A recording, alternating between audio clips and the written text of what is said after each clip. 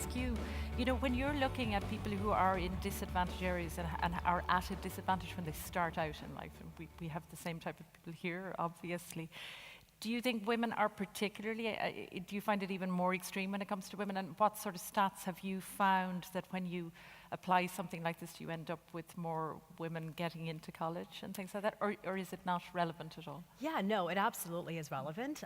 The interesting thing that happens, though, when we think about all of these intervention programs and the intersection of race and gender, the interesting thing that happens, though, is that you do see an uptick of females who are taking advantage of some of our programs, right? And so when we think about the gender balance, even in the number of students that we're serving, it is heavily cued towards female. And so there's another interesting phenomenon, which is we're all of the males of color, right? And when we think about the education system in the United States, and so there is this interesting intersection that happens when you start slicing the data, both in terms of gender as well as in terms of race. But absolutely, it is definitely a challenge, and I think some incentives, right, that we use to help address some of those issues are the ways to go, right? I mean, obviously there are lots of incentives in higher education for ensuring that we have equal representation of women, and we're now thinking about similar incentives and to ensure that we have equal representation of lots of different groups in higher education. Can I ask you something? Did you come across, when you were applying this, the Beyond 12 model, did you come across resistance? Oh my gosh, of course. I mean, there's resistance at all levels. I think a lot of the resistance is when you're trying to do a systemic solution to a problem, because our intervention is not just about the students. And so yes, we can provide students with lots of different skills and tools to navigate a broken system, and I think a lot of our interventions focus on that, but we're focusing on the other side as well. So while simultaneously providing students with tools to navigate the system, we're going at the system and saying, why are you making it so difficult for students to navigate you in the first place? And that's where a lot of the resistance comes in. A seemingly intractable system, right? How do you change the way that we've been preparing students for years and years and generations?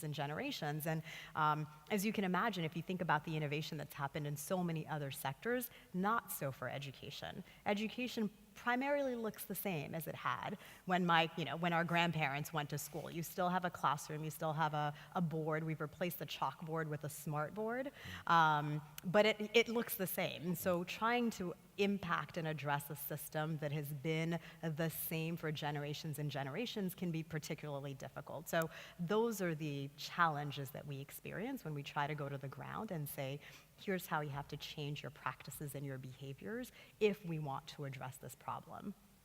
Can I put the same question to you guys? You're both championing diversity now in various ways, in fourth and third level.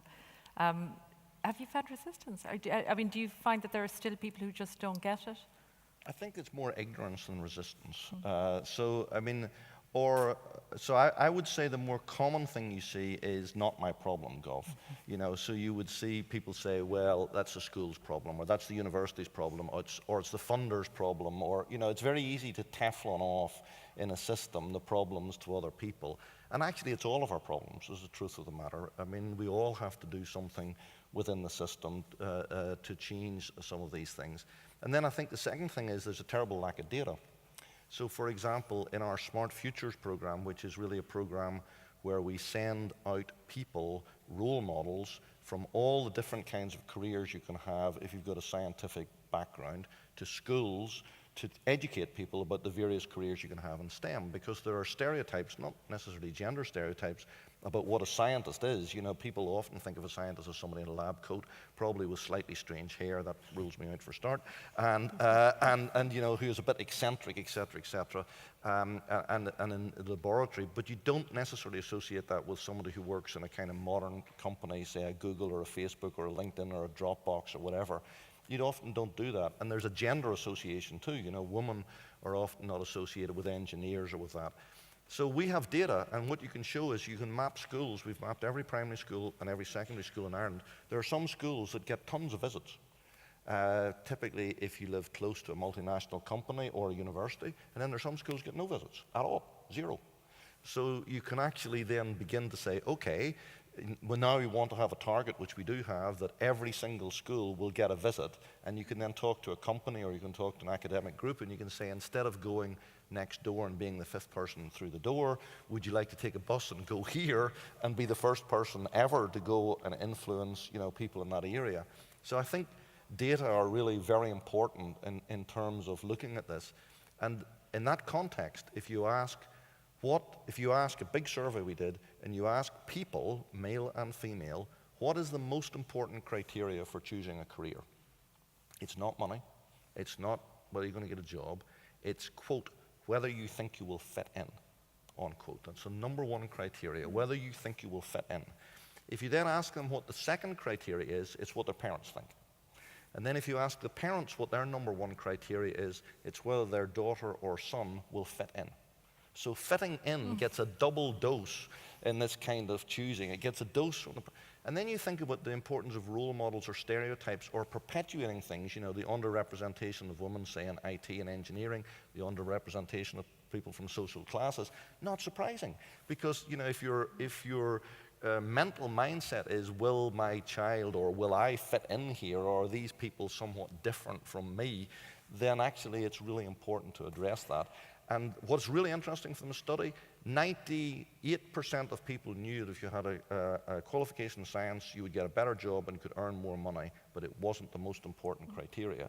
So, there are people like me sometimes within the system who think, if only we told people, then they would automatically go for that. It's not true. You need to understand what is motivating them, and this whole fitting in thing is now what we're addressing. So I actually don't want people in white coats with a traditional thing. I want people with purple hair and zany clothes, who are in really interesting things to go and talk and give these talks, because that's kind of fitting in for some of the people. And I think we've got some really lovely examples of the reaching out to different demographics across the higher education sector, and many of the universities, including our own DCU, has really active access programs, which is specifically targeted at the kind of individuals that Alex was talking about, trying to reach out to those who come from different backgrounds, disadvantaged backgrounds, don't have the same access maybe through their parents to information about what's available to them, what their career choice could be, the importance of the STEM subjects, for example, and what the opportunity might be. So those access programs are really, really important. And I think one really good example of how much they impact on the individuals that come into universities in those programs is that they have the highest completion rate of any of the students in our universities, because the passion and the desire for them to have that privilege to go to university is at the center of their whole education. And they're very well supported in the universities. They have mentors, they have peer tutors, they have an office which is dedicated to making that transition into university very smooth for them. And they are often the only person and the first person for generations ever to access higher education. So it's really, really key that they get the same opportunities as all of the other people that come from different backgrounds. Alex, I just want to come back to you. It's really fascinating, that idea. A lot of what you're doing is crunching data. And obviously lots of technologists here today. But it's so interesting. You hear so much debate about technology taking over from human beings, but you guys are using it as a touch point to actually add more humanity to the process almost. Would that be fair to say? It is absolutely fair to say, and that was the point that I was trying to make, right? That we often think that technology is going to replace the work that humans are doing, and in the work that we're doing, particularly in education, we know that that's not the case, right? Or if it is, we're very far away from that. And there's a lot of stuff that we can do with artificial intelligence, and there's a lot of stuff that we can do with augmented reality. But at the end of the day, the answer, is going to be, how do we effectively deploy humans, or more effectively deploy humans, right, so that we can better serve students. So when we think of it, of the data and also the tools that we've built, it's really to allow us to deploy humans in much more effective and innovative ways than we're currently doing without technology. Want to be in the audience next time? Click here for tickets to Inspirefest 2017.